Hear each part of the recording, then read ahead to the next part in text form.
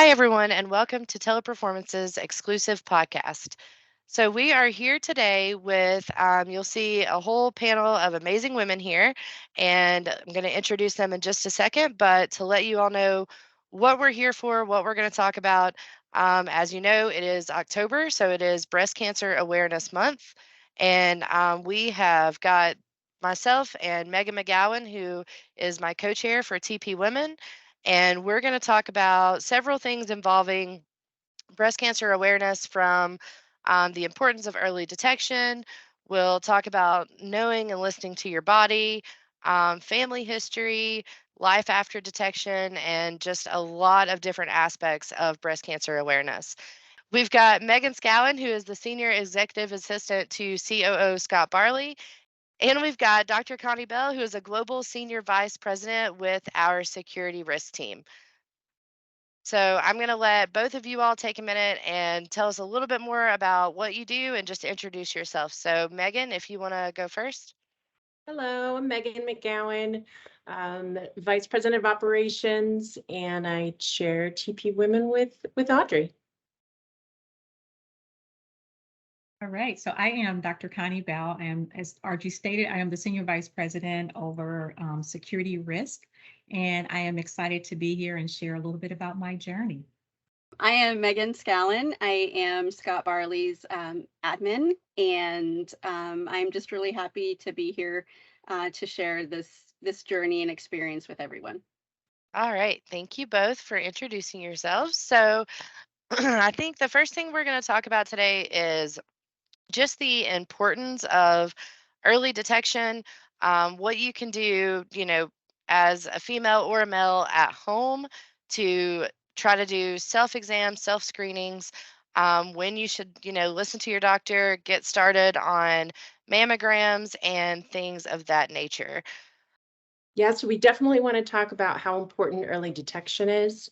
Part of that is self-examinations. We're going to drop in the chat some links to different videos helping you to explain exactly how often, what the frequency is of your self-examination, and exactly how to do that. I know, when we first started this, I remember probably when I was 16 how to do it, but I don't necessarily know that I went and revisited a video since then.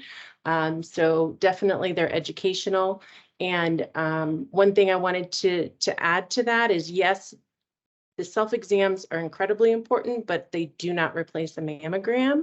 We want to make sure that everyone is educated on mammograms and that they are following their doctor's recommendation when it comes to mammograms.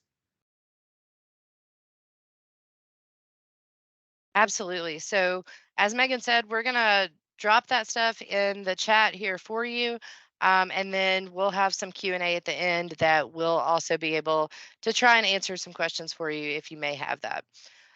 So what we're going to go ahead and jump right into, though, is we do, of course, with the guest speakers here, you all have probably already gathered that both of these women here with us today are breast cancer survivors. So we're, really excited to hear their stories from the very beginning, as much as they are willing to tell us on this journey of theirs from diagnosis to where they are today. So I'm going to let you guys pick who wants to go first, and we'll go ahead and jump into these stories. Yeah, I think Megan already told me I had to go first, so I'm going to listen to her. She's the boss around here. So I'm going to try to do this story. It's really hard to tell that story in a short amount of time, but I'm going to kind of like share that experience as best I can. There are some significant dates that I remember, and I don't know why I remember those dates. I guess I do know why I remember those dates. But on May 1st, 2008, I actually had a mammogram. Don't know why I remember that. Everything was good, and I headed off to Utah to my godson's graduation from college. A few weeks later, I was at a meeting out of town, and I'll get to this a little bit later, but this is where I say you have to listen to your body. I had a knot under my arm. it bothered me so at that time in my life for some reason. And, you're in corporate, you have this look. We wore a lot of white blouses. So all I could think about was, oh my God, I have a boil and it's going to burst. And all I brought was white blouses. So, and it's going to show through my blouse. And I had a roommate at the time that I was talking to him about it. But there was that little inkling in the back of my head. I just kept checking that knot. For some reason, I kept checking that knot. And he kept saying, you need to call your doctor. You need to call your doctor. And I was like, I just had a mammogram. So let's fast forward a couple of weeks. I'm at work. It's still very irritating to me. Between that time frame, I had emailed my doctor and said, this was going on. He said, call urgent care. And every time I did my arm like this, it would bother me. So I called urgent care. I went to urgent care. I was told that it was a rash, and it was probably infected, and I needed some antibiotics, which they prescribed for me. It still kept bothering me, and I think it was more in the back of my head than it was physically. So I made another appointment to go see the doctor. And I went in, and they have a breast clinic at the hospital that I attended.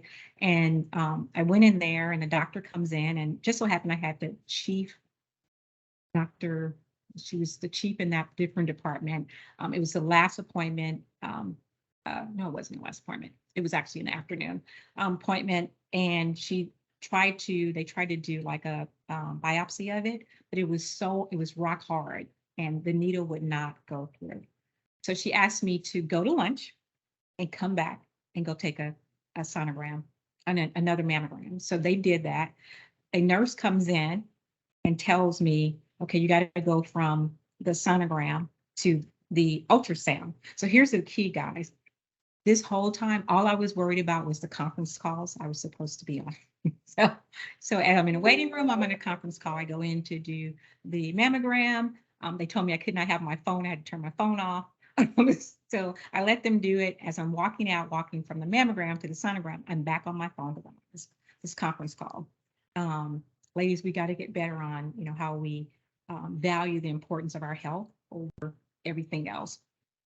That's a whole nother story. But when I'm in the sonogram, the lady goes, like, what? And she says, oh, you know what? We're going to walk you back down to talk to the doctor. So when I get back, it still did not click, because in my mind, all I'm worried about is work and what I need to do for work. So I go into the doctor. She comes in. She says, the needle's not going to penetrate it. We use a little thing. She says, it's kind of like a drill. And we're going to get a tissue sample for me. Guys, I got to tell you, I had my earplugs in. Back then, we didn't really have the wireless. I had my earplug, and I'm really listening to her, but I'm on call, like listening to the call. And she does a little drill thing. It bothered me, the sound, kind of like, it almost felt like I was getting my teeth drilled in. So I was like, but it didn't hurt. And she pulls it out, and on the end of it is a little tissue. And she says, I'm 99.9% sure this is breast cancer, but we have to send the tissue out to be evaluated. And so at this point, it's like, so the ear thing drops, I go off the call, and I'm like sitting there, and I really don't know what to think about it. So I'm looking at her, and I'm thinking, where did I park? I can't remember where I parked. I need to call somebody. Who do I need to call? I can't call the kids because I don't want them to be upset. So I had them call my daughter-in-law to come and get me. And she came to get me because I had no idea where my car was. They advised me that they would be in touch when the final results came in, which came in about a week later. And I was at work, and I was on a call. She called me and asked me to sit down, asked me was somebody there with me. I said, no. I went and got a peer of mine from his office was next door, and had him there, somebody I trusted well. And they told me it was breast cancer. Again, I parked behind the building. For the life of me, I could not remember where I parked. It's probably a good thing. I probably should not have been driving. And so he drove me home. So that was how I discovered I had breast cancer. The short version. What about you, Megan? Well, first I want to just remind everybody that everyone's story, everyone's experience is different, from how they find out to how they respond every little piece of it. There may be some crossover, but everyone's journey is different. I had my first mammogram when I was 44, and that was on February 6th. So back to the remembering dates. Like, I have the worst memory, but I remember these dates. And then I had gone to see another doctor that was like in the same group for something completely different. And she said, well, all of my female patients, new patients, they all need to get, I require them to have mammograms. And I said, I literally just had one a year ago. I even have the results on my phone. Here, let's look at it. Da, da, da, da. And it said, you know, dense breast, da, da, da, whatever. You're fine. We'll see you in a year. And I was like, peace out. See you in whenever. She's like, well, you need to go down. There's the imaging place downstairs. You can go there. It's like, oh, okay, fine. So I went and had that one done 1 year. So my first one was at 44 and my second one was at 45 on February 8th. So a year and 2 days later. And I had it done, no big deal. I am at work and I don't believe in coincidence. I believe everything happens for a reason. And I'm at work like a week later, and a gal that I had not seen in months happened to be there. I get a phone call from the place who had just done the second mammogram. And she said, you know, there's some weird things on the imaging. We really would like for you to come in and let us do an ultrasound on you. And I was like, my first thought, how much is it going to cost? When do I have to be there, really, kind of thing? Because I got a lot of stuff going on with work, with home, all these things. And I declined it. I said, you know what, with my luck, I'll go. And then it'll, you know, cost me, you know, umpteen hundreds of dollars and nothing will be wrong. And then my friend that I hadn't seen in forever, she said, if you don't go, then it's going to be something.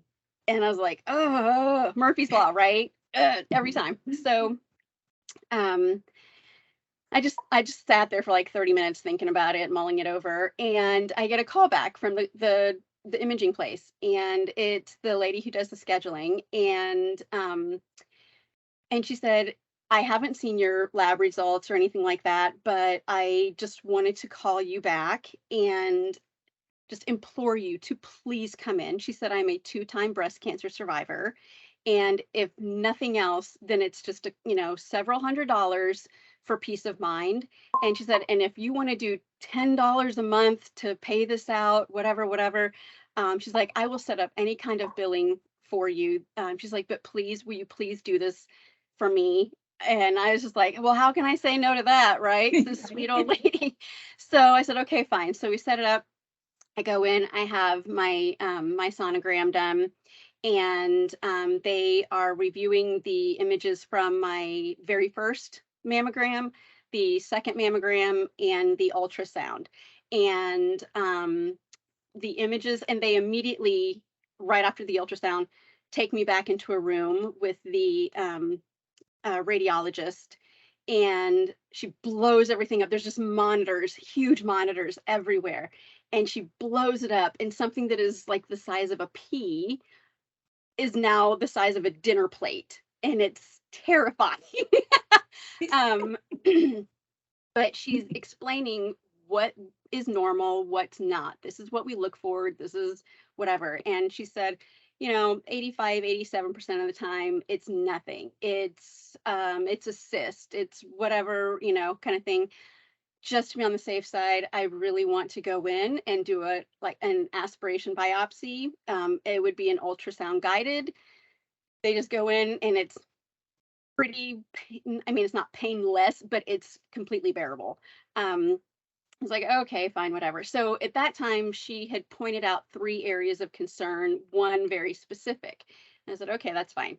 So we make the arrangements. I go back in, but it was not her that did it. It was another doctor. And when they go in and do these biopsies, they put these little like little markers. They look like little grains of rice, these little metal markers, so that if you ever have to have other biopsies or any surgical treatment done, they know, hey, that was a marker from a biopsy. And so he did the stuff, and she calls me. Oh, and also, let me back up.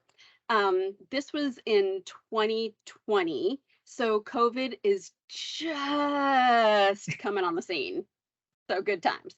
And so doing all of that stuff, that was like middle of February. And I get a call from her a couple days later from the original radiologist. And she says, so, kind of good, like she's like, okay, not good news. She was just like, good news, bad news. I was like, just tell me. And she's like, okay, there's no good news. She said, the thing is that he did the biopsy. So and so doctor did the biopsy. I don't remember his name, but I know her last name was her name was Dr. Garza. And she said he did the biopsy. It has come back as breast cancer positive. However, he biopsied a tumor that I had not found. So there was other stuff going on. She's like, so I need you to come back in and we need to biopsy the tumor that I had originally designated.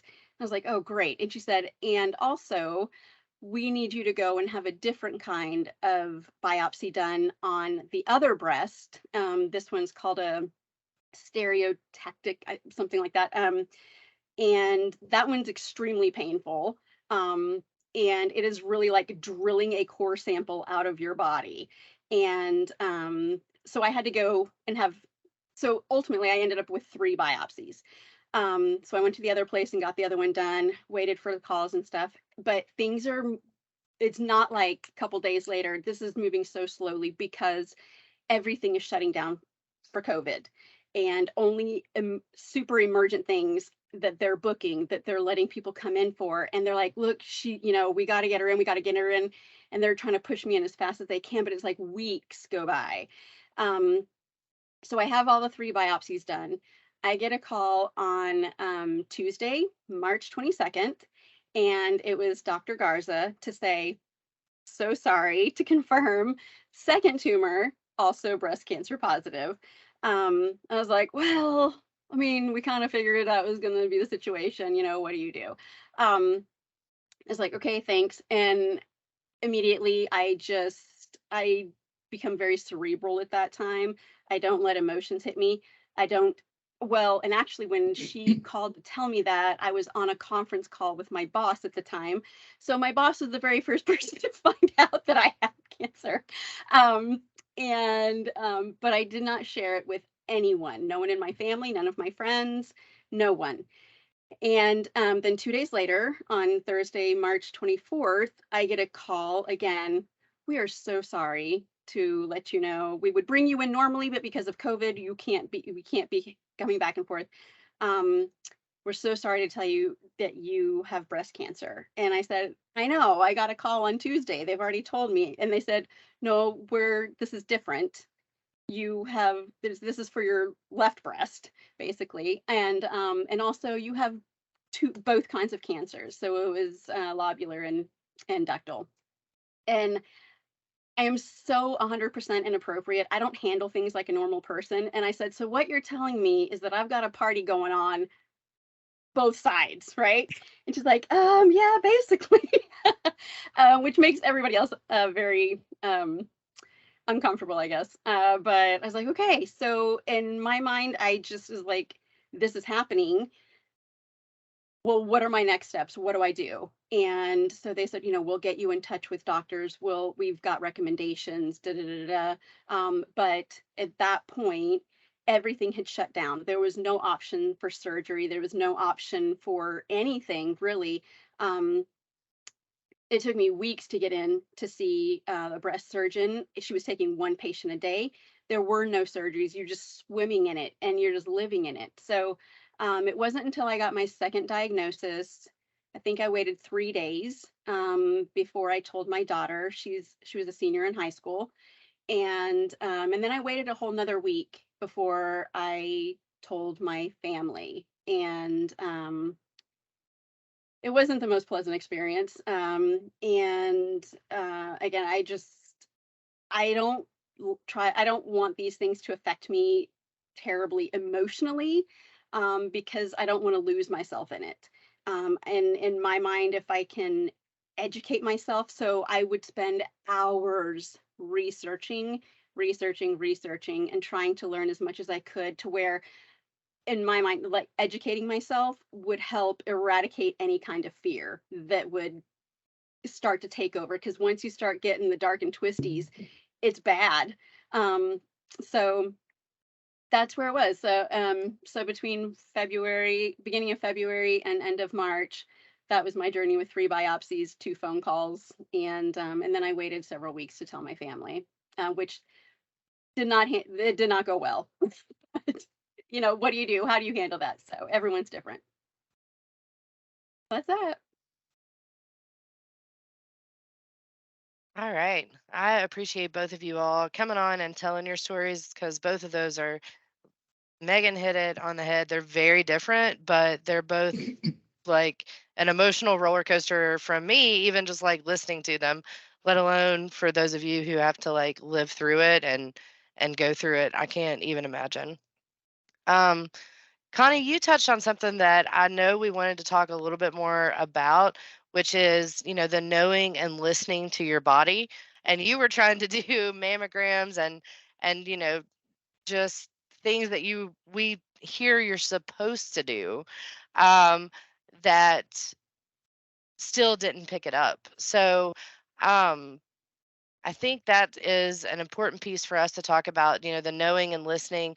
Um, and I wanted to see what you thought, a little bit more about that as far as the drive to keep pushing because you knew something was wrong, um, and how important that really truly is. Yeah. So I think, Audrey, so it's a really good question, because if I look back on it, I knew something was wrong, the whole time. Weight loss, tired. So there was something that was going on in my body that was different. Um, but as a female executive at that time, you in your head, you want to have that appearance that you you address everything, you hit everything head on. So at that time, what was most important to me was family and work, right? So I had to put 150 into work and 150 into to family. What's interesting, and when Megan talked about, at that time, I had my baby, she was a senior.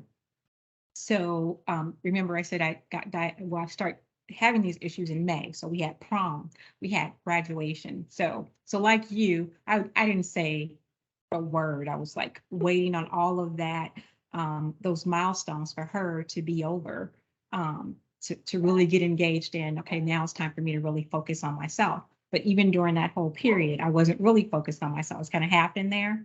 But I know my body was telling me something was going on. It's just, to be frank, I ignored it, um, because, at that time, I focused on what I thought was going to be most important for me long term, which was my career, getting my daughter off to college, which was her career. And so I think that when your body is telling you something's wrong, because when that doctor told me it was a skin infection, I was like, well, how is a lump a skin infection? But I never said anything because it fit what I wanted, right? It fit me not having to address it. So I ignored it. When I knew that that just wasn't possible, and he's like, well, I think we'll, prescribe you some antibiotics. It's like, okay. So I think sometimes as women, we ignore the obvious. It's there. We ignore it because we're working. I was working on my career. It was going very well. It's like, I dare you come in right now. It's like, I have so much that I have to accomplish at work. Jill's going off to school. I got to get her off to school. I dare you. So at that point, those other things appeared more valuable than myself. So again, I could have probably solved it all in May had I just listened to my body, but I drugged this out until June. Wow. I mean, both of your stories are just, I mean, I'm writing, I'm writing notes to myself to, get a mammogram, go to the doctor. I mean, it's definitely things you take for granted. So thanks for sharing. And just because I'm curious and, I think it'll help other people. In retrospect, did you have family members who you knew had cancer or breast cancer? Was there any kind of history, or did you learn anything from your doctors as far as the family history or how that could have impacted you? So I come from that generation, so a little bit up there. So I come from that generation that it's not very forthcoming with what's really going on. It's a generation of secrets, right? And so if somebody's ill, you say they're ill, but you don't really talk about the illness in of itself. And so I really don't know what my family history is. I remember people recalling people saying, they have the cancer. Nobody talked about where they had cancer at, what kind of treatment they were having. You'd see somebody get really ill. Back then, medical, the type of coverage that you had was important. A lot of people in my family at that time, weren't well off, so they typically did not get treatment for certain things. And so I knew we had the cancer. I never heard anyone say that we had breast cancer. So I really don't know if that matters. I think that for all of you out there, it's nice to know that if your family has a history, I think it puts more of an impact or urgency around what you do around prevention. But don't let not knowing or not having someone in your history have cancer stop you from doing everything that will prevent or help you get in front of the cancer. Megan, what do you think? Did you guys have history? I same exact experience with the generation of secrets. I had found out just in passing that my great uncle on my dad's side had actually passed away from breast cancer years and years and years ago. And this was a good 10 years before I was even ever diagnosed. So it's just something that I just kind of kept in the back of my mind and had shared with my sisters. I have 3 sisters, and so it's just like, oh my gosh, did you hear it? Whatever. And then we just let it go, right? Because it was so long ago, nobody has any issues. The Other than that, there is no history that I'm aware of. And I have drilled and asked because it is so important. If you can get that history, there is no documented history on either side of my family of any breast cancer. My maternal grandmother had uterine cancer when she died, but again, this was so long ago. And it wasn't the only thing that she died from, but that's the cancer that she had at the time. And the doctors that I had been seeing did the genealogy and broke it out and things like that. And even with my great uncle having breast cancer and my maternal grandmother having uterine cancer, because of how old they were when they passed and when they had it, still the reports that they come back and they crunch the numbers still said that I had like a 3.87% chance of ever having breast cancer in my life. It was not even on my radar at all. And I was like, well, it's probably not ever going to happen. And I had been really healthy my whole life. So it was one of those is like, how is this even possible? And you're looking and you're searching and this, it just keeps coming at you. And again, to that whole generation of secrets, after I had told my family, many of them live on the East Coast, and every Sunday we have family dinner, or they do. And my dad just comes out and says, well, and this is now he's in his 70s when he says this. Well, when I was 50, I had colon cancer, and just says it so nonchalantly, had told no one. And so, of course, my sisters are just like freaking out. Why didn't you tell us? We need to know this because we need to get screened for these things. And it was him saying, well, you just deal with it and move on. And I'm alive now, and that's okay. And, didn't think it was that big of a deal. It's a huge deal. We need to know these things, if not for ourselves, at least for our children and our siblings and family members, because once someone is diagnosed like that, the screening age drops. So if when my dad had it at 50, I should have been screened at 40. Right. But I didn't know. So getting that history is very important. But again, it does not mean you're going to end up with these things. But it's just nice to know and have, because again, it's the more information you have, the better to help assess how you are able to better care for yourself, how you are able to do preventative treatment. It's just really important. And unfortunately, not everybody has that.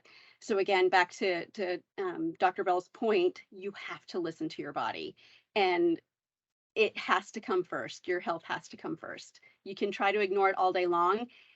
This will not leave your face. It will be glaring and require you to pay attention to it. And unfortunately, it's too late for some people. So the earlier, the better. That's really just the preventative is so important. And Dr. Bell, you touched on something that I was going to bring up too, and I think it's an important piece for us to talk about it. Like you said, if you know this family history, a lot of times it pushes people to go and just be more on top of it. I think there's a flip side to that though, and I say that because I'm guilty of it. Not with breast cancer, but I'm on that flip side of my mom has had 13 heart surgeries, and I for a very long time refused to go to the doctor because if I didn't know anything was wrong, then nothing was wrong. So I think that's an important piece with any illness like that of the family history too. Like if you know it's there, and even in my case, like knowing that it's there, and I put it off even more than I would have before, but my family being open with me about issues that we had health wise in our family, I didn't get to put it off for very long because they were on me. So I think that's a huge piece about the openness of the family history. Um, you're not the only one that knows that it's there when everybody is aware that you have those things. And it kind of became our own little support system. They got on my nerves, but they pushed me to go and get checked. Yeah. So I think it's like Megan said. So I think, Audrey, when you have the information, right, it allows you to make a choice. When you don't have the information, then people are taking your choice away from you. I think that's one of the reasons why we have this month, right? Because we're trying to educate you and provide you journeys or stories of what the potential is or what can happen. And then it gives everybody on this call a choice, right? So I didn't have, like I said, I didn't have the history, but what I knew about the history, like Megan, I didn't have breast cancer in my family that I knew about. So once I was diagnosed, I actually lived in California, and so I took a role at the previous company I worked for here in Texas. And so in moving to Texas, they asked me, so what's important to you about your transition? What is important about the move? And because of my history, I said, I need like really great medical care, right? So I want to be close to, great cancer centers, because with my journey, it was an 18-month journey. I had a very rare type of breast cancer. It's called triple negative. And so it is a fast growing cancer. It has a 70% recurrence rate. So I needed to make sure that I always stay connected with that cancer community, because at any point, I can have something else reoccur. So through that, when I got here and I had some testing done, I found out that I had some things going on with my ovaries. They call it like stage 0. So it's cancer cells, but it's not considered cancer yet, or what have you. So I went through all of that, and they said, okay, we need to do more testing, because if you have that second bout, so to speak, even though it's not considered technically one, but they want to test you from a genealogy standpoint, which is really great. So once they did, I did find out that I was BRCA positive. But what that option gave me is, by me knowing that, and I gave that to my kids, they had the option to go see if they had the BRCA gene or not. With that information, what they're going to do with that information. So I have 3 biological children, and so the 2 girls, they did get tested. They both have the gene. And so they have made choices about their medical future, right? As it relates to the potential of getting cancer. And they made that choice with that information. Likewise, I have a son who we talk about men with breast cancer, and he happens to actually he has a different father. So he actually has breast cancer on both sides of his family. And on his dad's side, heavily with breast cancer. Right. But he's made the decision not to do anything with that information. But, so as a mom, you feel bad because he's not checking, and you want to know because you want him to get in front of it. But also, too, I know I did a good job in ensuring that he has the information to make an informed choice. And so I think that's what's important about being aware. You have that decision to make a choice. Everybody won't make the same choice, and we have to respect that. But I feel good knowing that, I provided the information. And so people who have that, it can no longer be the family secret, right, Megan? Right. It has to be, where we provide that information and allow individuals within our families to make the choice on their own. Again, you guys, thank you so much for sharing this. And I'm really glad that we're not in the era of secrets anymore, because, I think your kids and your kids' kids, everyone's going to have such an advantage now that you're sharing that. So as far as your son goes, is there any other, information you can share with him, or anything else that we can share with everyone on this call? Yeah, so I'm living with him making his choice, but I think what everyone should know is that 1 out of every 100 males are diagnosed with breast cancer. And so that, to me, it might, some people might say, oh, that's not big. It is a big number. 1 person is too many. Megan, what do you think about that? I completely agree. 1 is too many. And I think that we need to do a better job of removing the stigma from it, because they think, so many people think, oh, the only way you can get diagnosed is through a mammogram. How are you going to do that with a man? Well, there's many other things. There's ultrasounds, there's sonograms, there's different things that they do for men. They also could be tested for the BRCA gene. They are carriers. These things are really important to know.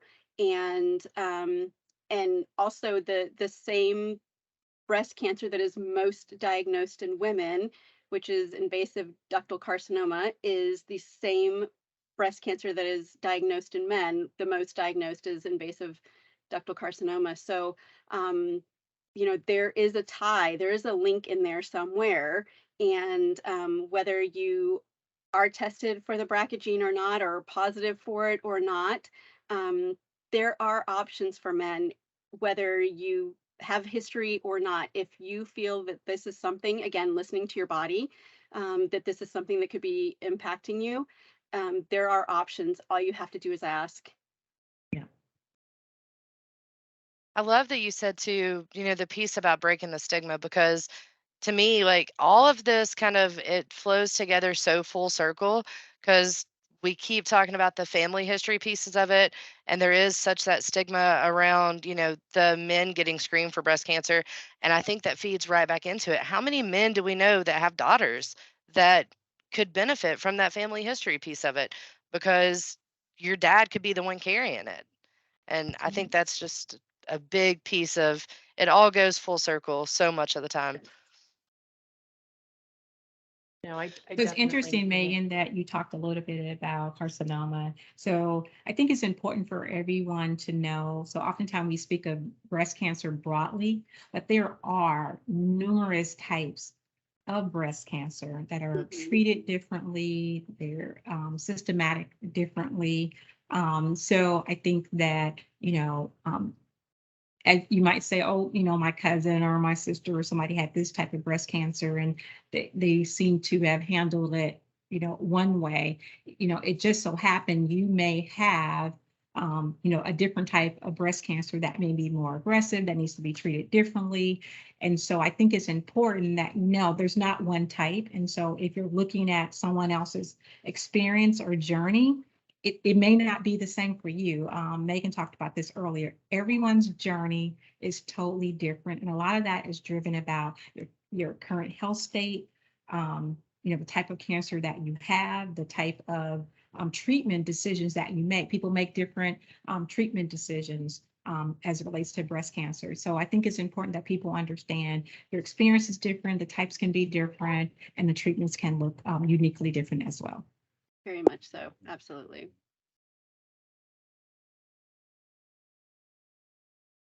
Yeah, I think I told you guys when we were, talking about filming all of this, I was that one that when Megan, we first started talking about making this podcast and I found out she had two different types of breast cancer. My eyes were probably like this big because I didn't even know that I was the one that was like, breast cancer is just breast cancer. I didn't know there was multiple types. And I think a lot of people are probably in that same boat. So the next thing that I think we wanted to spend a little bit of time on is, we've talked about the stories up through diagnosis and, you know, the waiting a little bit of time to tell your family, but I kind of want to touch more on that, the after diagnosis piece, because again, I know that's going to be different for everyone, because you react differently, you respond differently, and you move forward differently. So there's a lot I have to imagine that goes into, telling your family and friends, and it's probably not a one and done. It's you have to tell them over and over and over. I just went through last week, one of my family members, my cousin just told me she has breast cancer, and it's, I know that she's having this conversation over and over and over.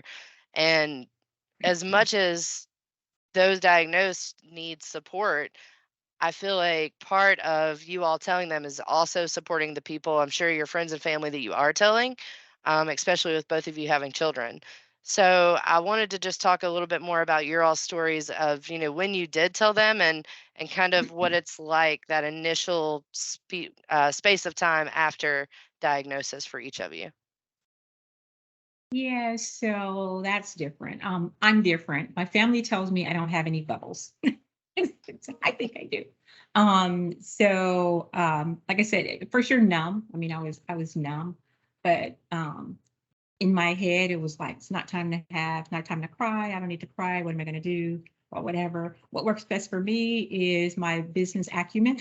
So that's what I lean towards. So I spent a day or so putting together my business plan, i.e. my recovery plan. And so I'm a pretty good cook. And when I lived in California, we had Sunday dinners. Bacon. We had Sunday dinner. So it was Sunday dinner time. And so before everybody got ready to eat, we come together and we do prayer. And so after we had prayer, I said I wanted to pass out some documents. And so the document had, it basically says, I have cancer. This is the type of cancer that I have. I know people's going to start asking me questions, which I really try to navigate that. What I knew about my potential treatment, when I was going to go to the doctor and get that treatment plan.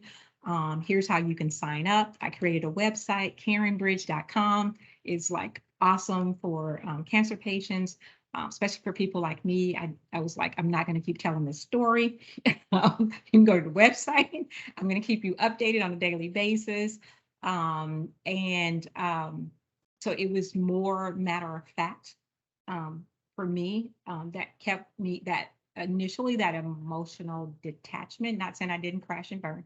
I want to make that clear. I did at some point, but initially there was no crash and burn. That was, here's the action plan. This is how we're going to handle this. If you want to be part of this action plan, you can go to this calendar. You can sign up. I want to have at least 2 people here, because one thing about that journey is that it becomes a point in that journey where it's a lot of information, and you start hearing blah, blah, blah, blah, blah, blah, blah. So it's always nice to have somebody with you, whether you think you are just like this very zoned in type person or not. I built my schedule. So everything was happened very much like that. I would tell you, the two oldest kids, actually the three with my stepson, they took it like champs. They're kind of more like me, like, let's get this done or whatever. The baby who acts tough, melted down because she's like, I can't believe you knew all of this whole time. And, she didn't really accept the fact that I was saying, I wanted you to have your milestones and not interrupt your milestones. Your graduation, your prom. She wasn't having it. So that was hard. I think that was that really started a ruffle in our in our in our relationship. And then I knew she was getting ready to go away. And so I had to even map that out in the plan, like, so I'm not going to be able to do treatments during this time because, chemo is chemo. So I have that period. So I have, I can't take treatments for a certain period. So my body will physically be able to do the trip to go down to college and get her in the dorms. I have to do all of those same experiences, for that.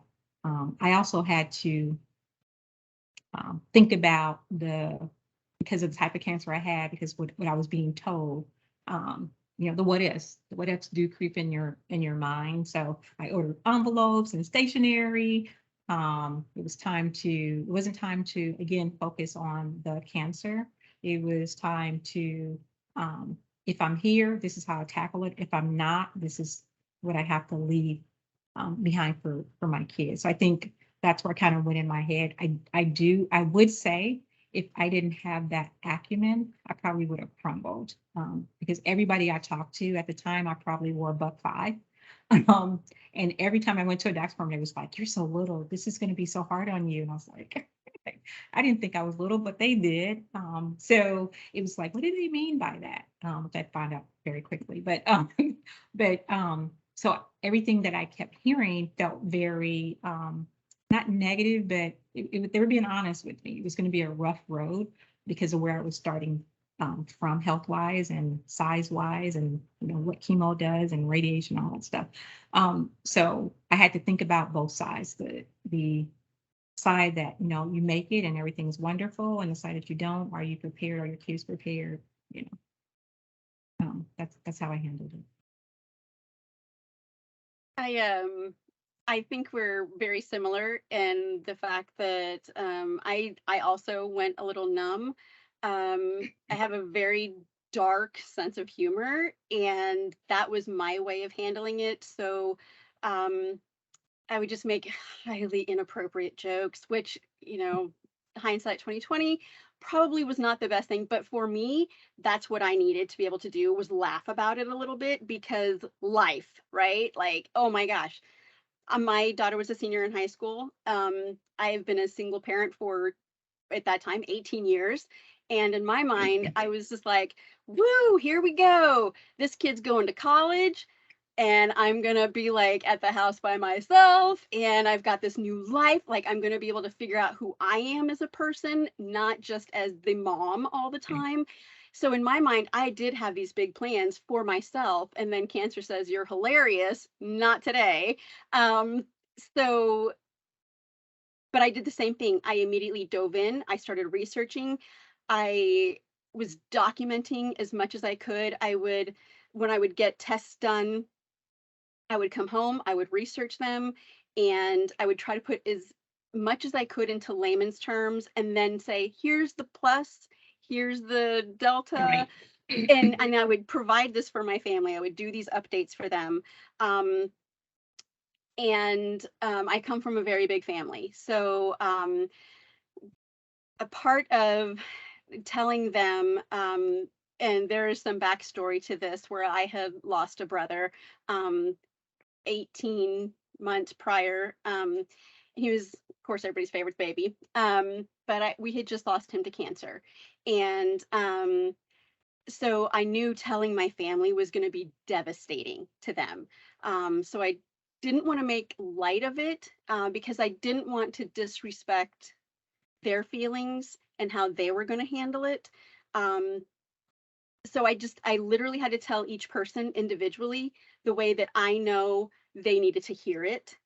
And for a long time, my daughter couldn't look at me without crying because she thought she was going to lose me. So the hardest part, I think, for myself is navigating other people's feelings, how they handle it.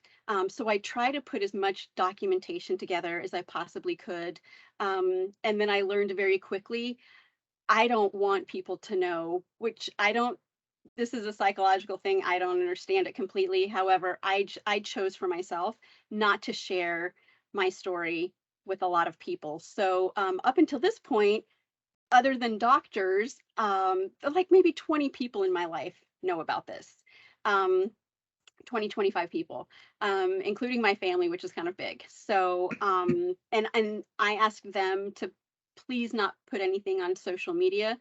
Don't put anything like, oh, prayers for Megan, or hey, don't link me into anything breast cancer. You've researched in a pop-up, and don't tie me to anything. Don't mention my name. If you need to share it with someone and how you feel like you need to, if it helps you handle and process what's happening, that's fine. But just please don't put me on social media anywhere. And I kept it very contained, within a very tight circle and within myself, so that I wouldn't have to share the story over and over and over again. They got their updates. That was it. And I will say, though, that my family was very respectful of my wishes. I have yet, in my mind, I refuse to cry about it. Doesn't mean I haven't cried about other things related to it, but I refuse to cry about having cancer. Um, and but my family was very respectful of how I wanted to handle it, how I process things. They know I immediately go into educate myself, remove the fears. But one of my older sisters, she went into Betty Crocker mode. And oh my gosh, my freezer was so full of the most delicious food in the world. And I have another sister. She's a teacher, and there were, we were going through COVID, and then summertime hits, and she just jumps right in and says, I am going to be your advocate. I'm going to every single doctor's appointment with you. She took notes. We had a little recorder so that I could just be there and take in what I could take in, absorb what I could absorb. But she was there and she documented everything. She asked tons of questions that I wouldn't have thought of, and follow-ups and things like that. She went to all of my appointments with me. I have another sister, there's a lot of us. And at the time when I was diagnosed, she and I are very competitive. And we had just started a new beach body workout thing. And I got, maybe 12, 14 days into it. It's an 80-day program. It's kind of like a P90X, but a little less intense. Right. We had just started it. And so I asked her to make a commitment to me that she would do it, continue doing it without me. And I wanted to see her progress. I wanted to see her, have her personal transformation. And from that, we shared that bond. So when I could exercise, in between the umpteen surgeries that I had, I would always go back to her, and she would change and exercise, do the same program. So we would do it at the same time together. But otherwise, it was every day she was showing me her progress. And that was so important to me. And on the note of kids, it is very hard trying to help them work through it, especially teenagers. My daughter was ready to give up a tremendous scholarship so that she could stay home and take care of me. She did not want to leave me. And things like that will make me cry. Yeah. But and I had to sit her down and explain to her that she has her whole life ahead of her. And this is her opportunity to spread her wings and make her mark and do what she's meant to do in this world. And I will be fine. I will be well taken care of. And so she did end up staying home one semester and then went off the second. But it was tremendously hard for her Yeah, felt like she trying was to abandoning. She felt like she was right. abandoning me, and I couldn't get her out the door fast enough. So it's Yeah, like that it's like struggle. that, it was like, this is an experience of a lifetime. You get to not only go to college, but you're going Right. away to college, Yes. and my daughter, Out of the college was state. like 6 hours drive. I look up some days and she's at home. She done drove back and she just gets in the bed and me go, I miss you. I'm like, I'm Mhm. here. Everything's fine. You have the website, go there. And Yes. it was interesting earlier. You said how you communicate with people the way you know that they like to be communicated to. I found myself like acting out, or not really acting out, but acting in a way that I thought people expected me to handle the Yes. journey, right? That was like Yes. really, really hard. Like some days, I want to choke somebody or, what have you. And like I said, I did have that meltdown moment, Yeah. meltdown moment. And like I said, I got that call from that one person I hadn't talked to in a really long time. And they centered me, you know, right away. And I said, there's God has a way of working things out when it's supposed to work out. Cause it was like, they got me right at that moment, that I needed to be centered. But I felt a lot of that journey. What I will tell people is be authentic to yourself if you ever have to experience this, or if you have family members that experience this. It's not about you, it's about them. Let them be authentic to themselves. Because if I look back on that journey, a lot of that journey was I wrote things even on the Caring Bridge, or what I documented or what I wrote down wasn't all the time what I was feeling. I could read back now and go, oh yeah, I remember that because so and so said this yesterday. So I had to like ease their conscience or make them feel okay with what's going on with me. So I wrote something that I thought would help do that. So Right. I wasn't always able to be um, authentic to myself throughout that journey, and that was really really tough It is. for me. So I think that it's important that we're allowed to, as cancer patients or family members of cancer patients, just everybody be authentic to who you are and don't expect anything, because it is definitely a journey of the unexpected. It Right. You it don't truly know how is. your body's going to respond. You don't know how Mhm. you don't know any of that until you actually get into it. Yeah, you're absolutely right. I Good can tell question, you that Audrey. it took my dad about over a year. Every time he called me, he would cry. And so it's those little things where you're just like, oh, I've had a really bad day. And then, but you don't want to not take their call, Yeah. but it's on the other end of it. It's a lot. And I Yeah. remember my mom told me when I was I guess it was the night before I went in for my first surgery, and she called me, and we were hanging up, and she said, well, I just want to tell you that I love you, and my mom doesn't do that. And so I was like, thanks a lot, I'm jinxed now, I'm never going to leave that hospital, like, ah. But it really is, it's the people that come around us that help us, center us. I had a dear friend of mine, she dove in, she's equally as dark humored as I am. And when once we were able to determine that, okay, they've opened up, we're having surgeries now. My surgery was scheduled like the day after Texas opened up surgeries. Wow. Is when I got a call from a doctor, and she and I immediately went to work ordering the most ridiculous things that I probably didn't need any or most of. But that was her way of dealing with it, and we had a great time doing that together. And actually, with COVID, they weren't letting people in hospitals. It was just the Yeah. patient. And I will say, I cannot stress enough, if someone is going through cancer, or someone in your family or a friend, they absolutely, whomever the patient is, has got to have an advocate with them, because Yeah. there's a tremendous amount of information that is being thrown at you by people who talk about this every day, and this is your first time hearing it. And when I had my surgery, the hospital called me and said, well, because of a certain situation in your life, you're able to have someone there with you. And she was my very first phone call, and I asked her, would you be willing to be there for me. And she like nearly came out of, out of the chair. And so she was able to be in the hospital with me. And I don't believe in coincidence. She saved my life while I was in there because of issues going on with medications and things like that. It is so important to have an advocate there with you every step of the way, because you never know how your body's going to react to something, whether it's medication or a treatment or just where you are in the moment emotionally or mentally. You have to have someone there with you.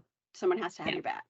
Agreed. That is such good advice. And I mean, both of you, you dealt with it differently, but you're both incredibly brave and strong. And your stories, I mean, inspiring. I mean, even though, it's not a situation we're all going to be in, but certainly I would hope anybody could navigate it as well as you both did. Can you talk to us a little bit about, kind of how you got through everything, and then whether that's because of that support system that you talked about, and kind of what kind of state are you in now? Like what do you have to continue to do? Are there things you have to continue to focus on, just now or the rest of your life, or, what type of ongoing environment are you in? So I'll start. Very good questions. Okay, so I think what got me through, I would say number one was prayer. So it's a lot of praying. So I think that is probably the number one thing. I think the second thing was I told myself from the beginning, you're not going through this for yourself. You're going through this because somebody is coming behind you and they have to see how you handle this journey, and that will help them on their journey. I would say starting from a year after I was diagnosed, I had 3 friends that came like back to back to back, that went through that wanted it enabled me to be the advocate for them because I knew what to ask, when to ask it, who to ask it for. I knew the resources that were out there for them. So I would say being able or knowing that even though the journey is kind of about you, it's really not always all about you. I think that helped. For me, I actually participated in a study. Didn't know that was probably going to be one of the best choices that I made. When you participate in any of these studies that's going out there, you probably get tired of like all the extra because you do a few extra appointments. And it was a blind study. Immediately I was like, I know it's me. And they kept saying, how do you know? And I go, it's side effects. I know.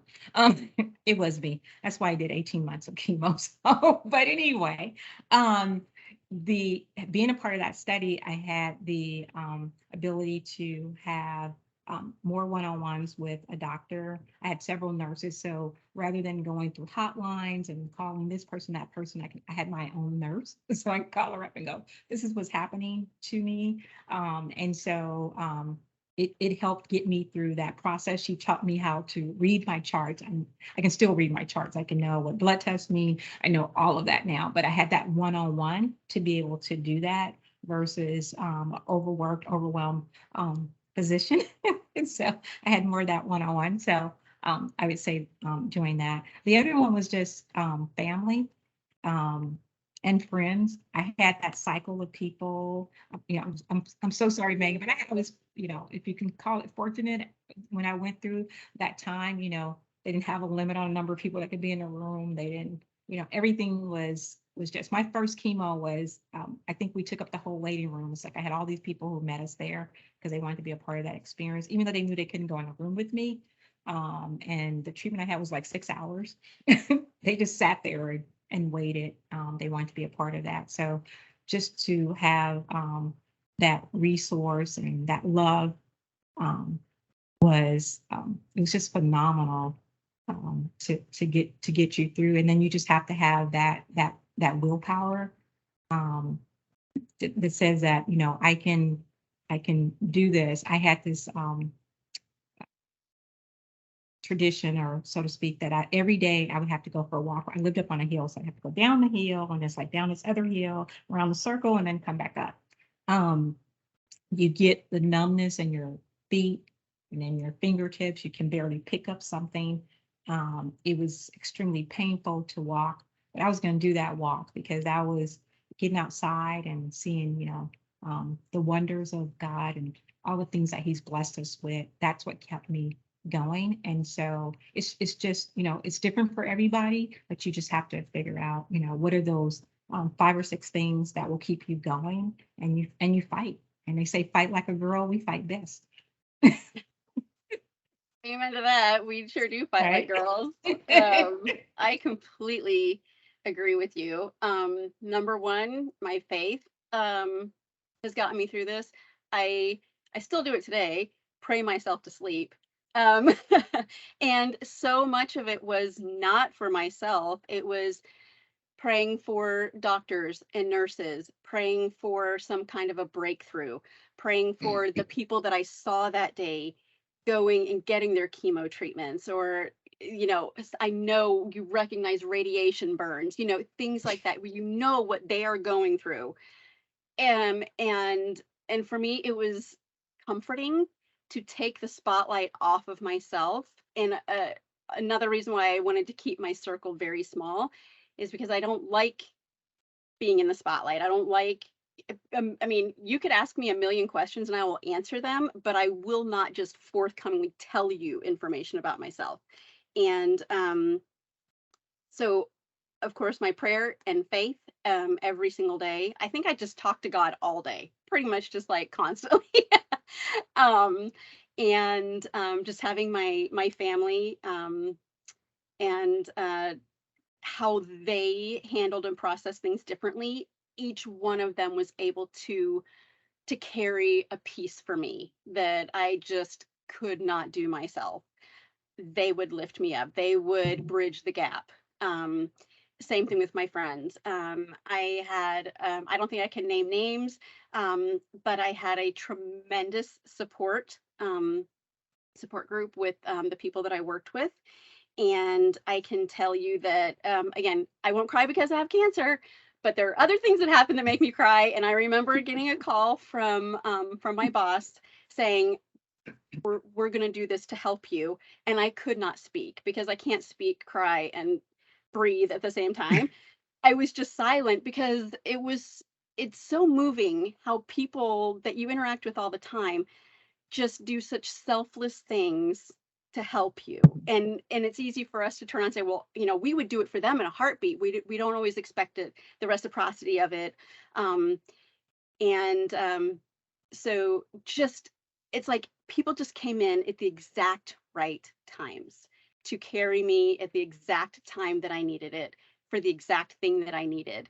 And I think all of those really helped me. Thank God that I was born as stubborn as I am. And I mean, not fighting or the thought of giving up, not a chance. You're crazy. And in my mind is like, okay, I can't cuss. So for me, it's like cancer, you messed with the wrong person. You're going to lose. So you want to go toe to toe with this? Let's go. Because I will not give up. I will not stop the fight. One of the things that residual effect from it, I have to wear a medical bracelet, and on it says never give up. And I don't. I never give up. And it's just, and you had made the comment that it's not about you truly, like it's your journey, but you are going through it because other people are behind you. And one of the things that I found while I was going through all the treatment and surgeries and stuff was a quote that says, you have been assigned this mountain to show others it can be moved. And I live by that most days when you're just like, I can't even get out of bed today. I cannot do these things. You can do hard things. Just do it. And but yeah, it's a lot of it is just sheer willpower and stubbornness, but I think that all of that is just kind of like a divinity thing, and then all the people around you they really bridge that gap and carry you.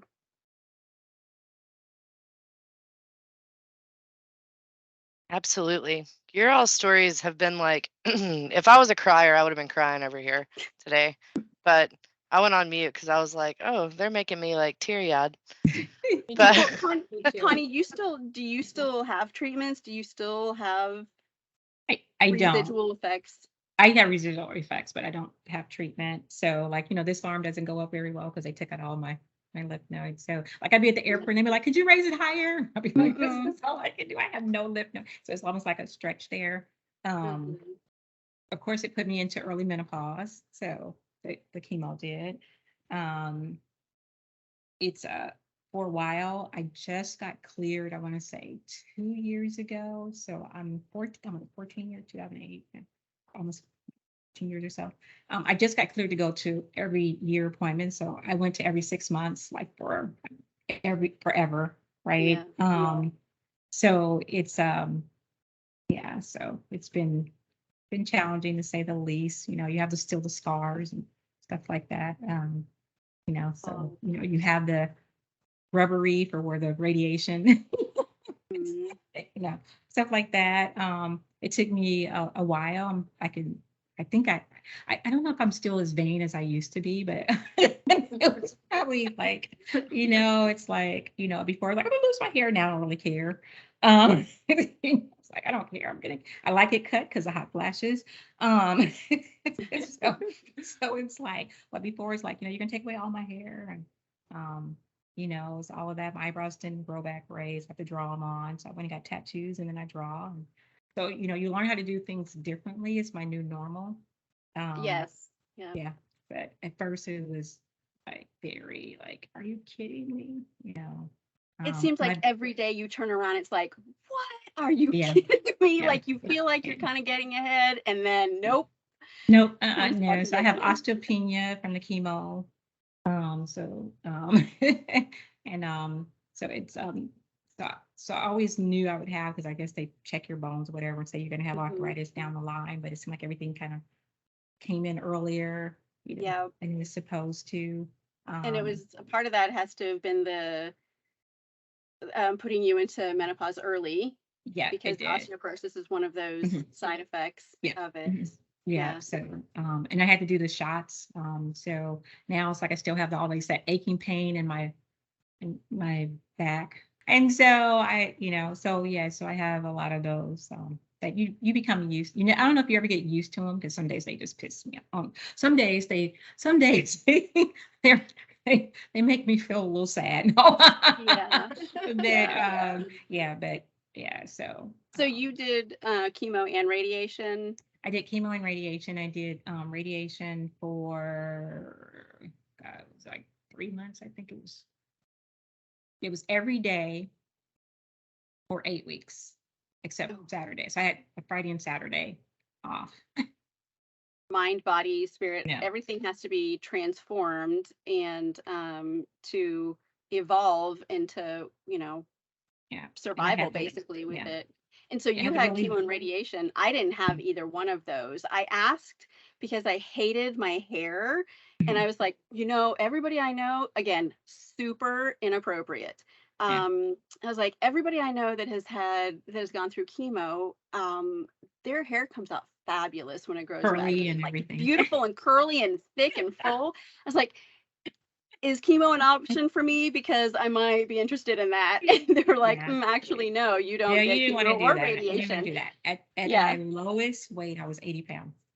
Oh, mercy. Yeah. So it's like a big old head and little body. How tall are you, Connie? I'm barely 5 feet. I'm just about 5 feet. Okay. But I was like 80 pounds. You can like literally feel my bones. And it's like when I walk, my whole body ached. I still have like, I like to walk. I had to stop running, but I like to walk, and it's still like, I still have like aches just from, and they said it's from the shots that I had to take to keep my blood count up. And it's not just like I feel achy. It is a true it's radiating bone. It is aching in the bone. No, it's the bone.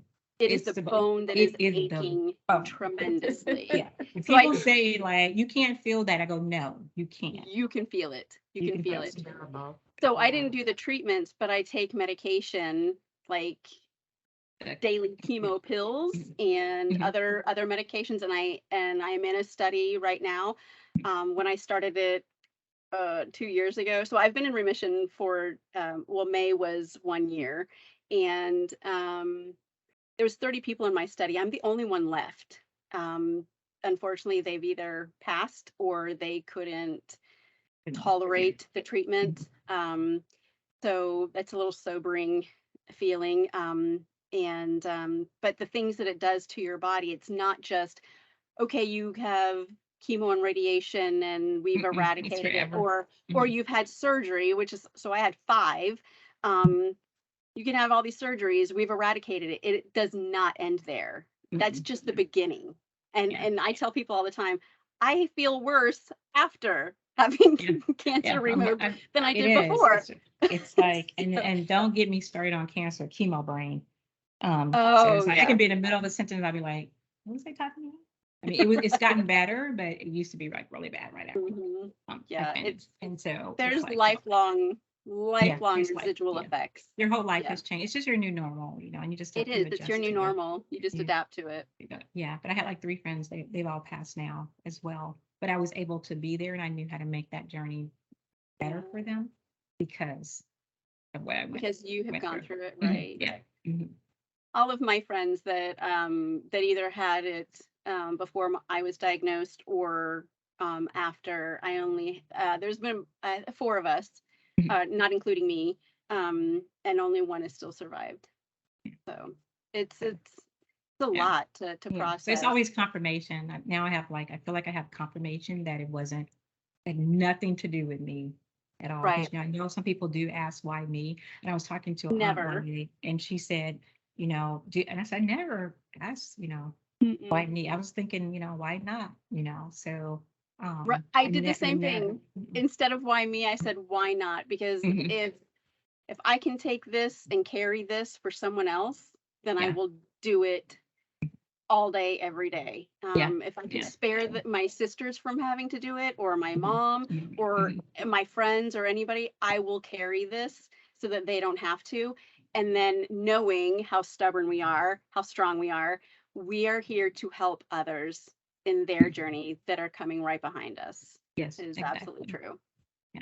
Really, I mean, I could listen to you guys for a very long time. I think again, it's inspiring, which I didn't think this would be inspiring, but Yeah. it makes you realize that, people get through things, and it makes you realize how important your strength is. So I want to thank you guys so much for sharing and, talking about your personal experience. I know that that's not always easy, but I firmly believe that, if we can get one person to get to that mammogram when they needed it, then this is, so important. Makes it worth it. It is. Every bit of it is worth it. Save one life. Right. Yeah.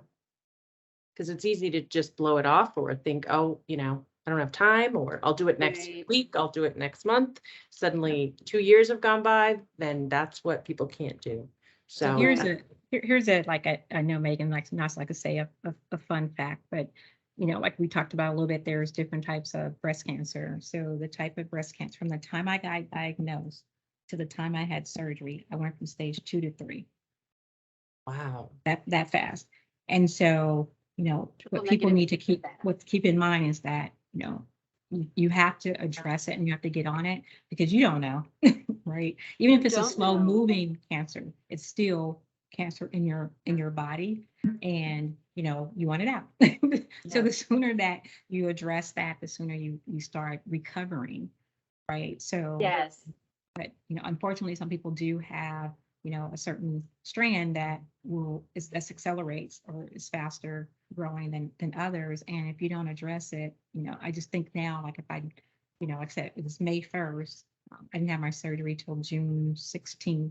So somewhere around June 1st or something. It was about 30 days before I did, before I really got in there and said, okay, let's get this get this handle. And just in that 30-45 day period, I went from one stage to the next.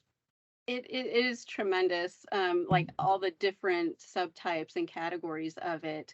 So you had triple negative, which Yes. It's very difficult to treat and it is very fast growing. And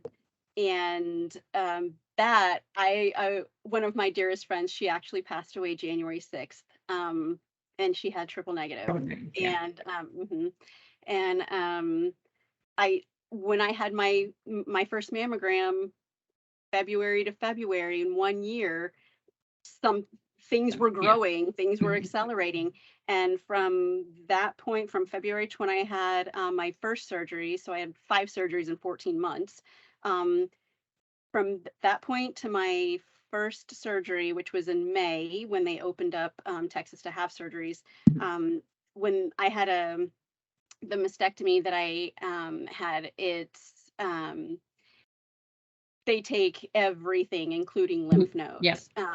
And from both armpits, my So chest. you understand the whole thing of Oh my gosh, yes. raising your arms. Everything is gone and looking like an octopus because I have drain tubes everywhere. It's incredible. But so but to the time when I went and had that mammogram to when I had my surgery, they ended up removing 7 tumors, 5 from one side and then the 2 from the other side where I had both types. And I went from basically nothing a year prior, and I was graded at stage 2. So it's just and I was not triple negative. I was that standard whatever. I was HR positive, HER2 negative, and that's just kind of like goes with the flow. But people, like, when you start getting your information, one of the reasons they pulled me into the study there was my age, no history of breast cancer, the fact that I had multiple tumors on both sides, both kinds of breast cancer, just like all these little boxes that I was ticking. I'm like a 0.1% of the US population that falls into that category. They don't know how to treat us properly. And so I just, since 2020, I've literally just been a guinea pig for them in this study and in other ways. And I think another important thing to mention is, yes, have an advocate with you, but also be an advocate for yourself. Learn as much as you can, learn to read your charts, learn to know what this means in your blood work. Don't just take whatever they say as gospel. Do your research. You have to put everything together. And I have fired an oncologist. You can't be afraid to stand up for yourself because this is your health, this is your life. And so you go from one point of like not wanting to do anything and just ignore it to listen to me. I'm telling you, this is the way it's going to go. You have to really you definitely have to be an advocate for yourself, and so much is coming at you and so many choices, and you'd be surprised how segmented the different types of medical care that you'll need is when you get to this point. So you don't just go to one place. You got several doctors that do several different things that seem like they may or may not know what the other doctor is doing, but so you have to be on point with that. So you have to quickly make selections regarding oncologists, like they had the radio oncologist for the radiation. You have all these different choices, and so my standard question would be when I would call and they said, "Do you have a preference?" I say, "Who would you like your mom treating your mom? If I were your mom, which one would you recommend me treating your mom?" And I lucked out. I got some very great doctors who were very caring and passionate. And so that was my go-to question when I started asking, like, well, who do you want for this and who do you want for that? And it's like, well, who do you want, treating, your mom or your grandmother? And so, and people will tend to give you their honest opinion about that rather than just, taking all doctors don't have great bedside manner. Right. And this is a critical time. It's a really, it's a journey that could be championed, but it's a tough journey. And so you definitely have to have the right people on your team. So, think about it in terms of, you're selecting that that championship team to get you through that. And so it's okay to bench people or give them a boot from the team. They don't have to be on the team. So it's important. It's important for women and men. But women, I think we just don't give ourselves the attention. Everybody comes before us. And I think, even talking to all my friends, the discovery, and we all knew something was wrong. We all were too busy with our careers and being moms, and some of them are wives. So, they were a third or fourth on the totem pole. So, above all, it's like, this is, you have that one time a year where you be selfish. You go get your mammogram or your sonogram or whatever it is. You do everything that's related to you, your medical appointments, your medical testing. Megan said it best. You got to learn how to read them tests yourself.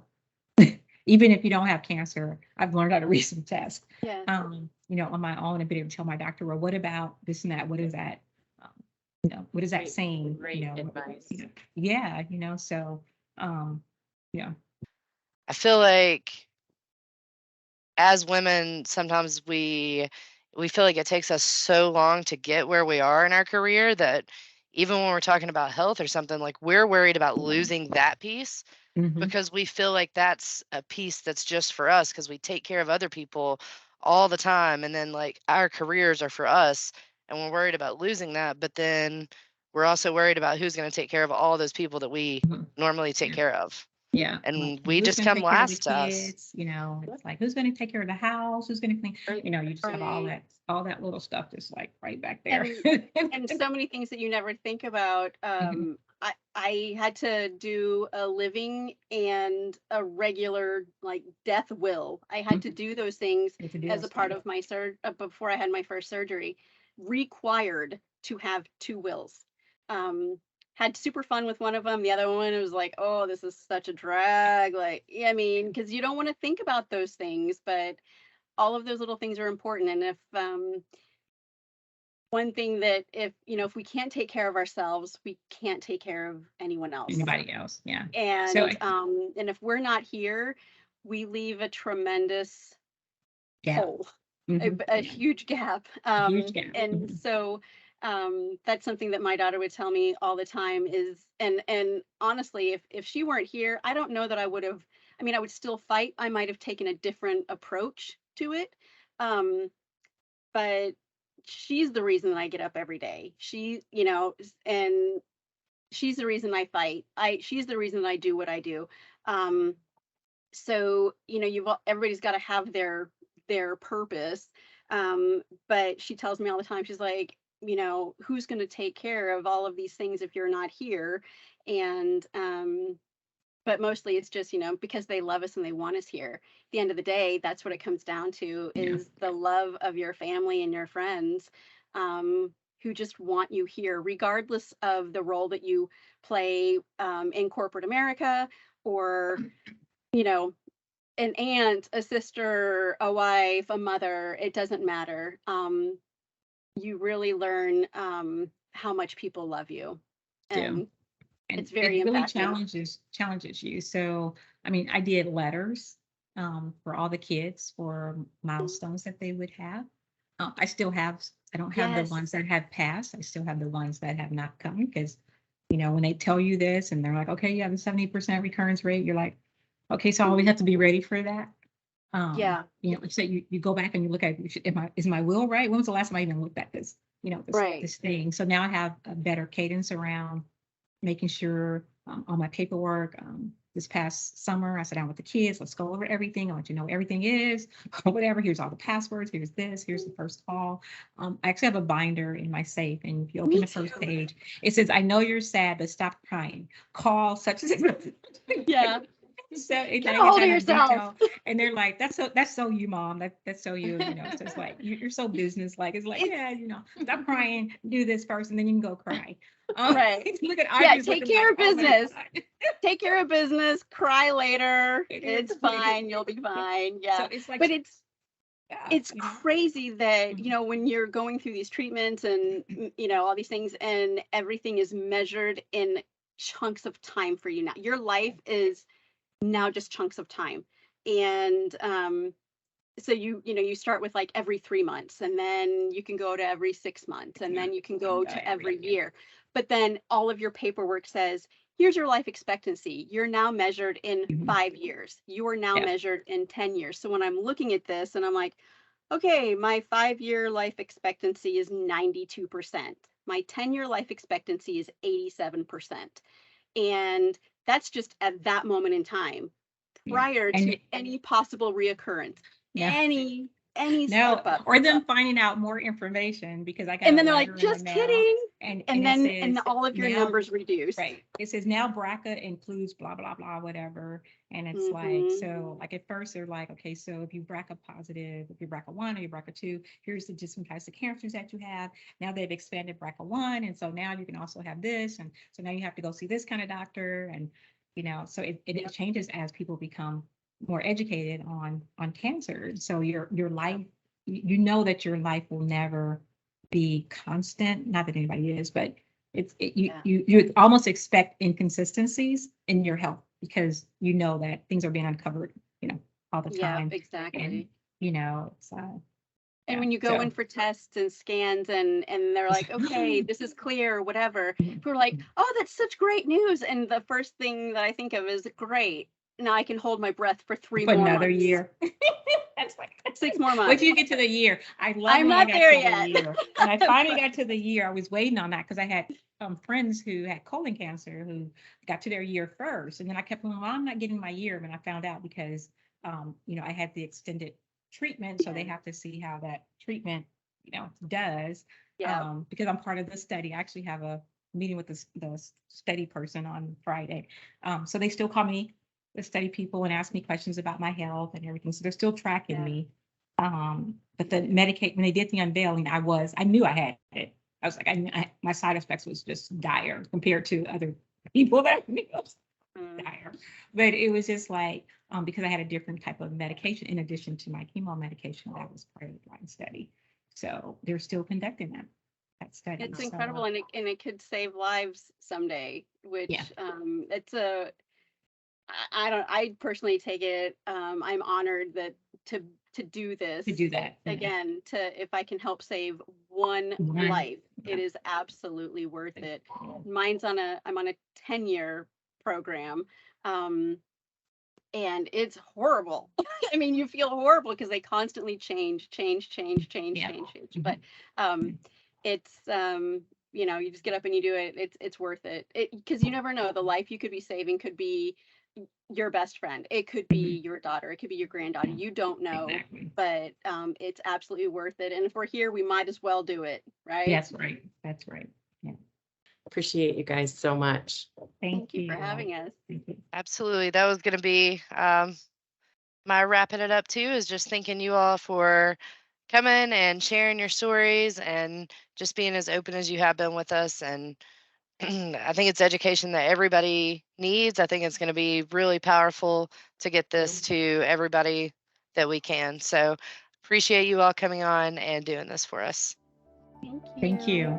Thank you. Thank Yeah. you. Appreciate it.